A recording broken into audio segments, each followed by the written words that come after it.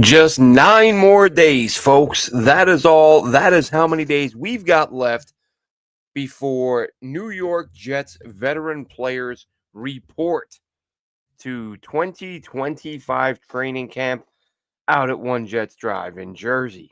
I'm Glenn Naughton with JetNation Radio and JetNation.com. Be sure to log into JetNation.com where you can register and become a part of what is the most active Jets message board on the web. Almost there, folks. Almost there. As I've said, in recent weeks, was hoping to get out to camp this year. That will not be happening. It's conflicting with the dates of the annual family vacation. So I will be keeping tabs on camp from France, doing what I can to maybe hop on and do a couple of shows based on what I'm reading, based on what I'm hearing from folks who have been there. Still not entirely clear as to whether or not Jet Nation will be at camp. I don't know if there's been any changes. Anytime you get a new regime, Aaron Glenn, Darren Muji, changes get made throughout the organization, and they may say, yeah, we don't like the idea of bloggers being out here. And that might be it for bloggers, but I don't know. Again, haven't heard, haven't asked. We'll know that in the coming weeks, but wanted to go over the Jets position groups. Let's rank them. Let's go top to bottom. Whether you think this team is going to be good, bad, somewhere in the middle. You think they're going to win 3 games? You think they're going to win 9? You think they're going to win 4? Whatever. Whatever you believe, let's sit down and talk about where we would rank each position group. Who's the strongest group on the roster? Who's the weakest? I feel like strongest is pretty obvious. And then weakest, it's a toss-up. I did the list and I kept flipping them. This group is weaker than this one. This. It's like, how much do you consider the rookies? Right? Spoiler alert, tight end group isn't very good. But do you look at Mason Taylor and say, I'm expecting big things from him. Let's bump them up a notch. Well, I mean, is that fair to say a guy who hasn't even had a practice yet is going to shift the strength of a position group? But some of the groups are so small that, yeah, maybe one guy having a good year, which I think Taylor will, maybe that does bump the group up a spot from last to second to last or something along those lines. So I won't even argue with you.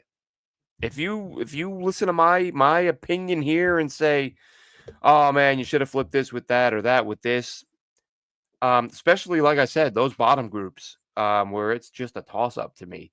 I feel like the top 3 or 4 are fairly obvious. I didn't split.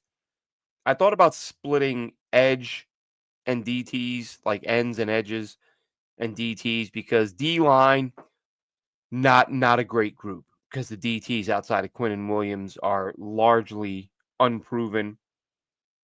Of course, we all like Leonard Taylor, think he can be a player, but not a ton there behind Quinnen. And then at end edge, yeah, JJ's coming back, but he's banged up. Like, there's not a lot there. Of course, Will McDonald, you're hoping he has another monster year. Eric Watts, a little bit underrated. Felt like he did some good things last year when given the opportunity. They've added a couple of vets, but nobody, no big name guys. Again, nobody that's gonna move the needle or shift your opinion on the group as a whole. Let's kick it off. I think the top group on the roster would be a consensus answer if you were to ask any Jets fan, what is the strength of this team? What will this team be able to hang their hats on Sundays? Who will they be able to rely upon to win their battles more often than not? And I think that group is obviously the offensive line. You got Olu Fashanu coming back. Obviously, he didn't start the season as the starter last year, but when he played, for being a rookie with no experience, he played quite well. Very impressive, I thought. John Simpson at left guard, I think he exceeded everybody's expectations, certainly exceeded mine.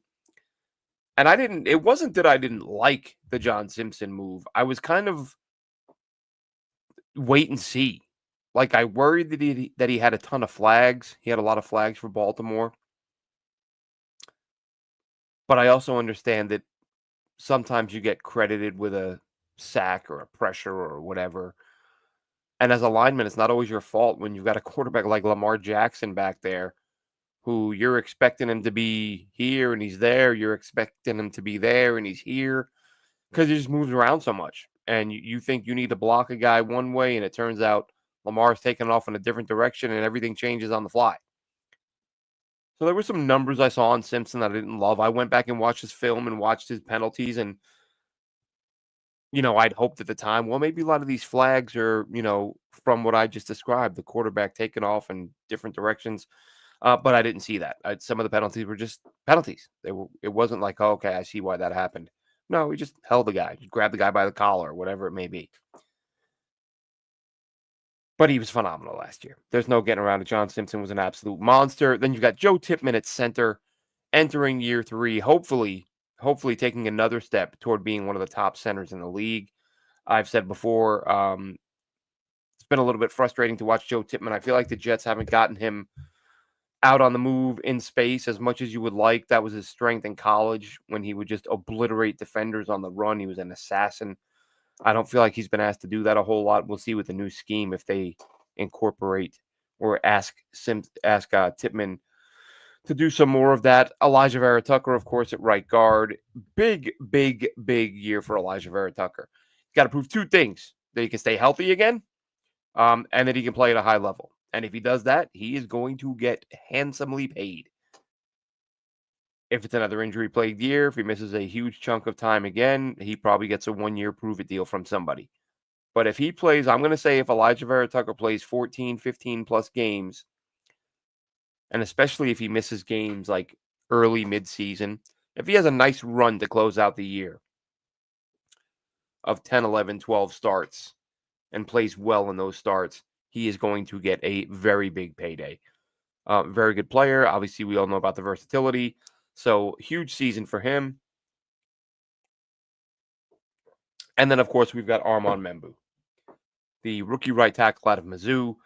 We all expect big things from him. He's a people mover, unbelievable athleticism for a guy his size. We've all seen the combine numbers. If you haven't watched him on film by now, you're probably not going to watch him on film, but you're in for a treat when he does line up on Sundays. Some of the depth on the offensive line, we'll touch on that briefly. Chukwuma Okorafor, that's a guy the Jets signed and some people expected could contend for the starting right tackle spot. If they hadn't drafted a right tackle early on, obviously they did in getting Membu. Then you've got Josh Myers, who came over from the Packers, a center with over 50 career starts.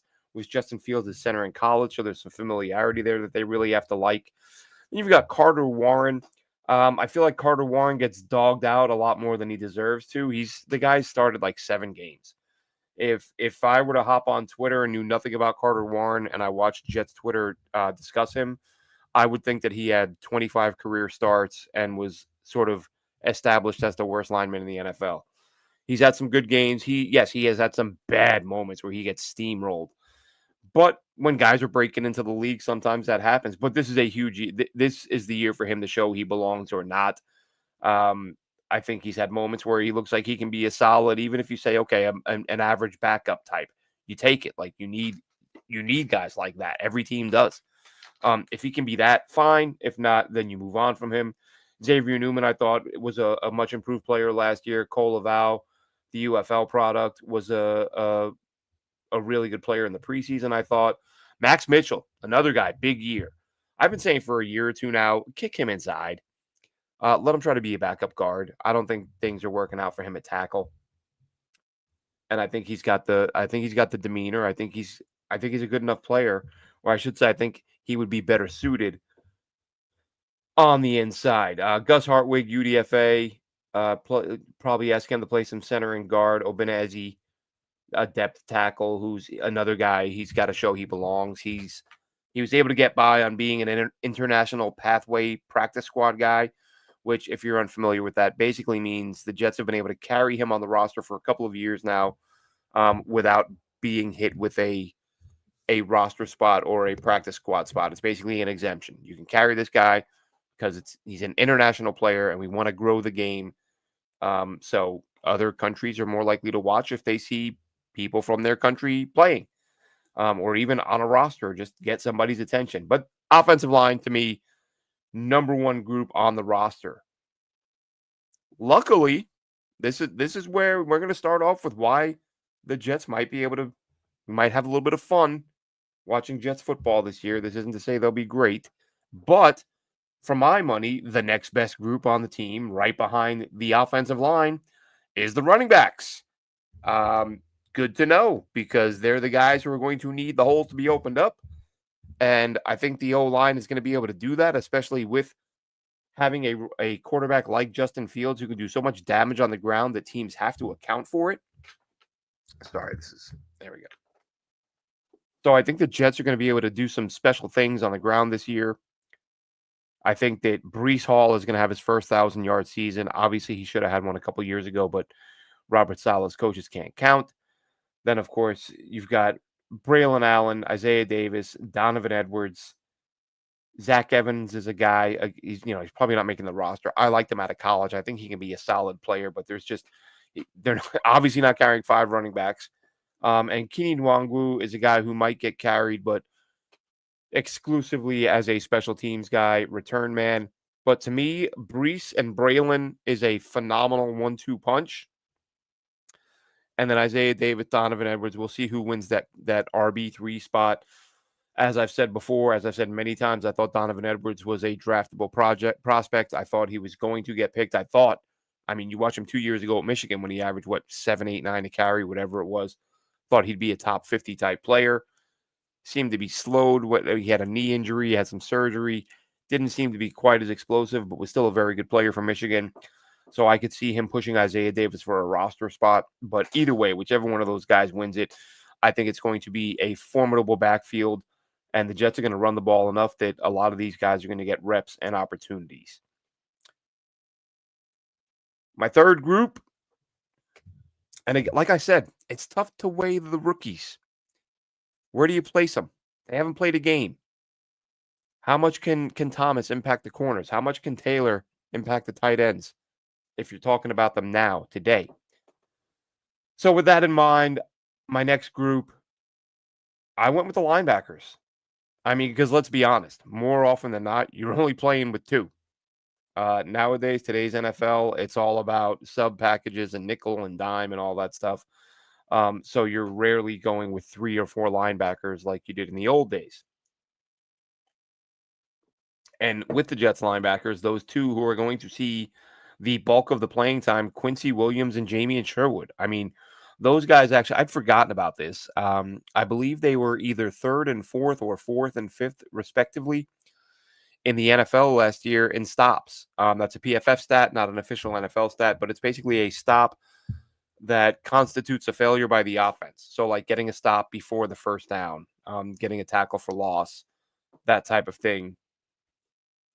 I believe they had 49 each or something like that. They were both way up there. Quincy and Sherwood, which is kind of surprising because they were so bad collectively as a unit against the run last year that it's hard to believe that 2 of them were ranked that high. But I do like that duo. Again, I understand it's only 2 guys who are going to play probably 70+% of the snaps on defense, but that's just the way it is nowadays. The backups behind that, listen, you got Francisco Mauigoa, the rookie draft pick who you expect to make the roster. Zaire Barnes, another guy who I thought improved last year, showed improvement in preseason. But again, new regime. This group has no loyalty to him, so he's going to have to show out if he wants to make it.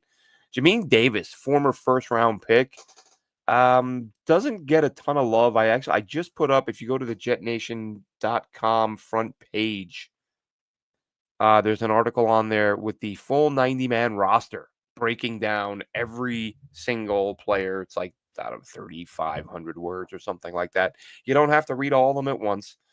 Just a lot of highlights, stats, comments on everybody on the roster. And Davis is a guy that I'd said maybe not being talked about enough. I think he's got a shot to make the roster.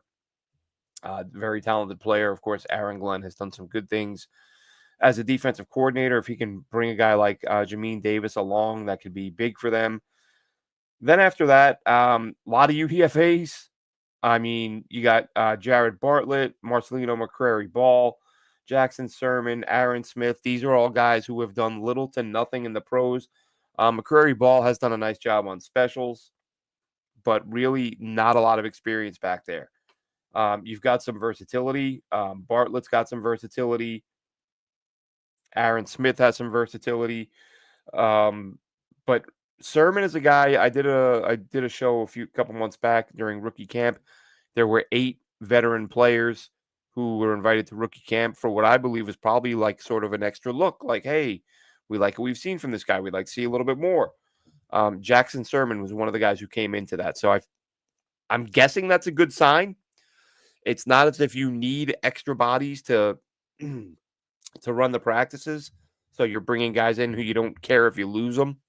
I think, and again, I am just guessing. I'm guessing that it's the coaching staff saying, "Hey, we want an extended look at this guy because we're a new staff. We've not seen these guys. What little we have seen is at the very least interesting.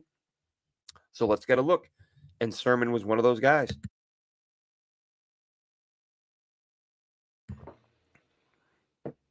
Behind that, behind the linebackers, um, it was a toss up between corners and D line, and I went with the D line because I don't love the Brandon Stevens signing, and I have a hard time giving Azariah Thomas a huge bump. I think I put this in the article as well that I just mentioned the 90-man roster. I would expect Thomas to push Stevens for that starting job before all is said and done. It's just a matter of how quickly he pushes him. Does he steal it in camp? Unlikely. You gave Stevens $12 million a year. But if Brandon Stevens is playing the way he has in recent years and he's on pace to give up over 800 yards through the air and Thomas is playing well in practice, I would expect Thomas to get some reps. But because of that uncertainty at corner, I went with the D line. Love Will McDonald coming back, putting on the 15 pounds as has been reported.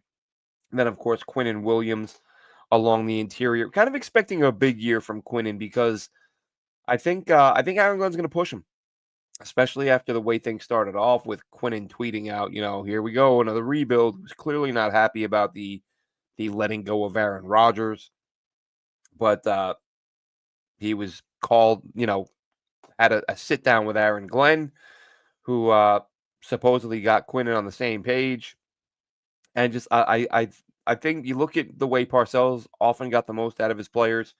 Maybe I'm just projecting that onto Aaron Glenn because I want it to be the case.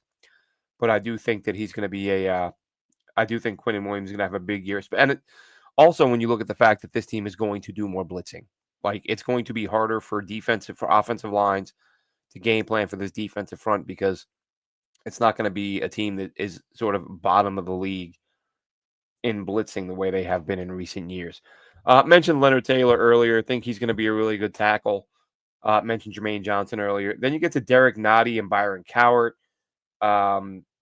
Those guys don't inspire me a ton. Michael Clemens, this is an interesting thing, isn't it? How we're all so excited about Aaron Glenn, as we should be. We're heaping praise, and he's not a guy who's going to take excuses. He's going to be no nonsense. He's been a scout, so he can evaluate talent. All that being said, he retains Michael Clemens, who I would say probably 75-85% of Jets fans had him cut by week 10 last year. And all you heard is like, this is his last year with the Jets. This is his last game with it. And look, Michael Clemens might not make the roster, but I firmly believe a not insignificant percentage of Jets fans really didn't think Michael Clemens was going to make it past the free agency period. Like once free agency started, I think people thought he was going to get dumped, free up a roster spot, but he didn't. And he has played some on the interior. We don't know if the Jets have asked him to bulk up at all to play on the interior again. And that's probably the best football he's played is when he's been in a run-stopping role on the interior. It's when you put him out on the edge and ask him to, we've seen how many times does he bite on the fake and crash down inside and have a quarterback just roll out and pick up a big play with his legs. Too many for me. I don't know. And I don't think that's the type of thing Aaron Glenn's going to put up with. So the fact he's still around, I'd be surprised if he doesn't at least get a look on the inside at some point. Then you got Fidarian Mathis, a former pick of the Browns a couple of years ago, Really good run stopper in college, hasn't translated as a pro. Fatorma Molba, another young guy, undrafted free agent who they brought in. And they've got some pieces. They get Peyton Page is another UDFA. Eric Watts, I thought played well last year. I think I mentioned him earlier. Did I? I think I did.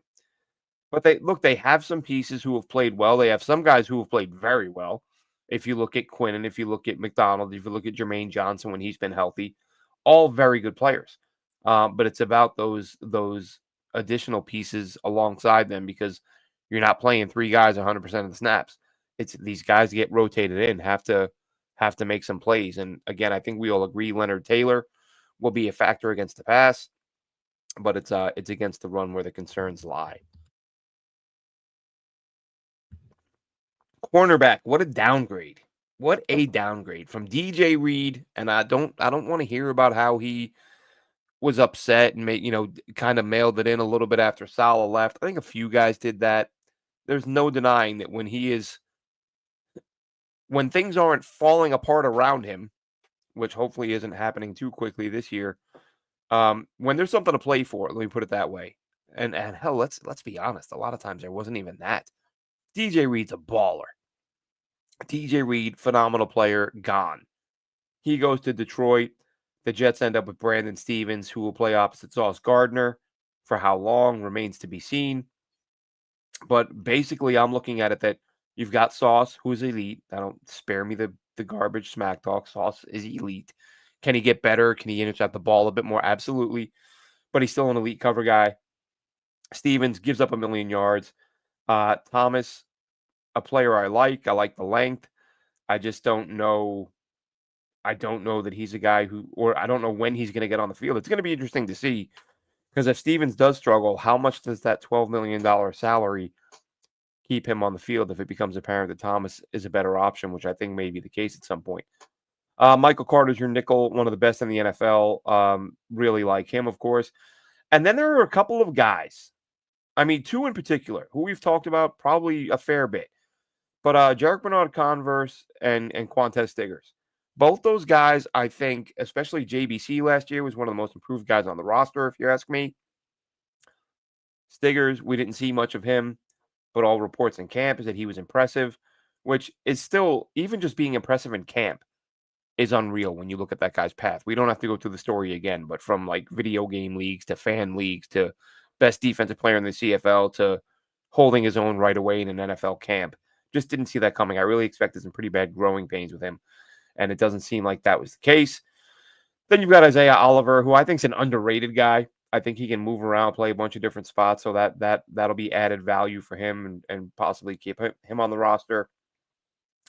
Got some UDFAs, Jordan Clark. Oh, and they also brought in Chris Boyd, who's the guy who he's more of a special teamer. You saw him shove his special teams coach against Houston or playing for Houston.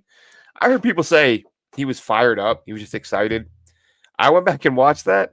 I'm like, no, I think it's happened the way I remember it. Like, that was not a, yeah, let's get him.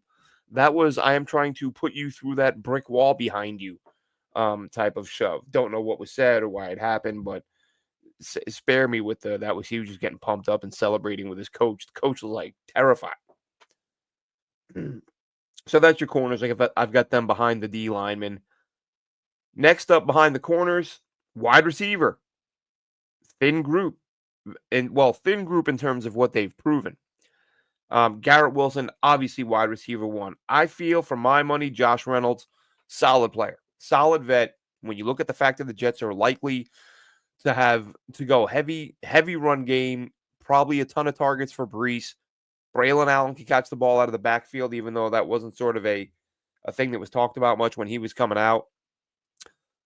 Mason Taylor, we've talked about. I think he'll see a ton of targets. So I don't think wide receiver 2 is a guy who's going to see, 80, 90 targets on the year. So I think Garrett will be one. Josh Reynolds, I expect to win the 2 job with Lazard right behind him. If Lazard isn't dealt, maybe use Lazard as a big slot at times. Malachi Corley, do we need to talk about him again?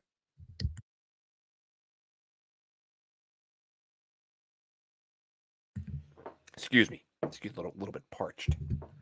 Malachi Corley did that little show on him the other day. I can't take the people pretending that the guy is going to drop every football he gets in his hands for the rest of his career. He made a dumb play. I get it. Move on, get over it. Talented player, has a unique skill set that not a lot of guys have. Get him involved. Let's see if he can play or not. You're not winning anything this year. This is the year, by all means, try to win football games, but let's evaluate some people along the way rather than do what all these previous regimes have done and just nail guys to the bench and never get a look at what they can do. And I like Corley. I'm still high on him. Arian Smith, obviously, the burner drafted out of Georgia, who had 10 drops last year. I mean, how many times do we have to say it? I feel like you can't mention the kid. Those are the two. Talk about Arian Smith. Those are the two things you say. Fastest guy in the field, can't catch football. Let's see if they can correct it, because if they can, they got a weapon and they got a steal.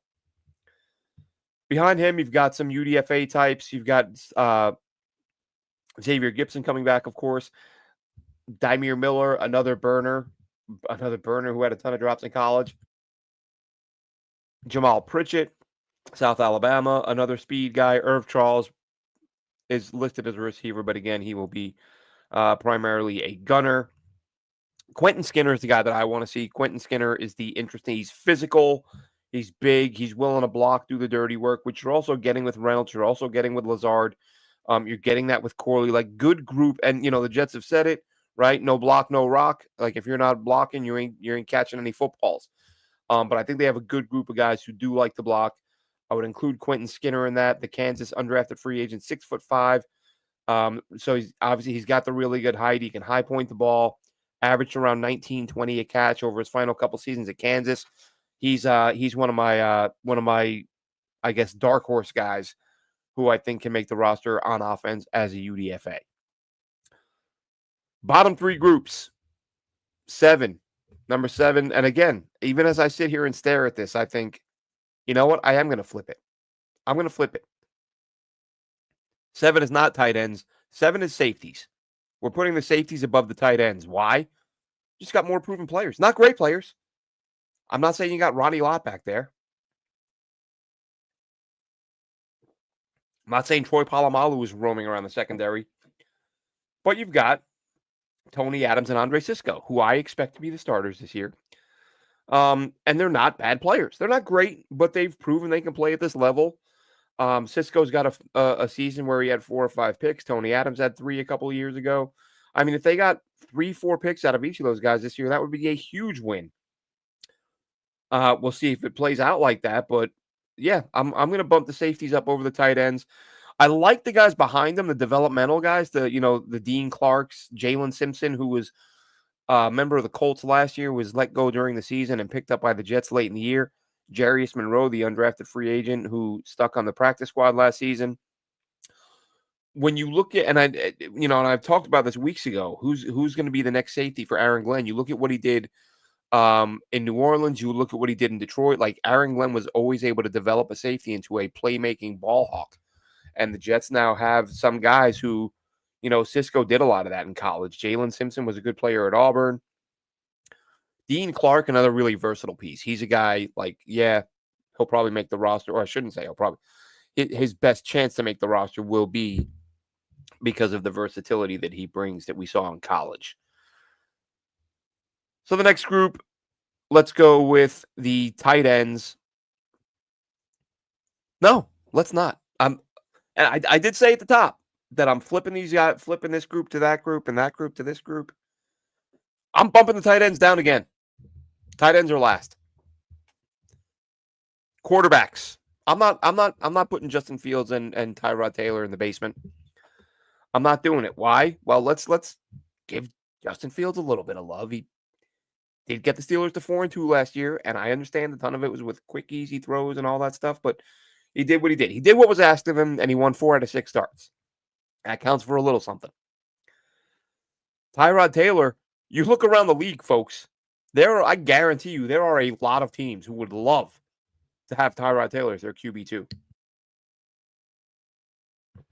All around the league, bad quarterbacks, bad starters, but especially most QB2s are horrendous.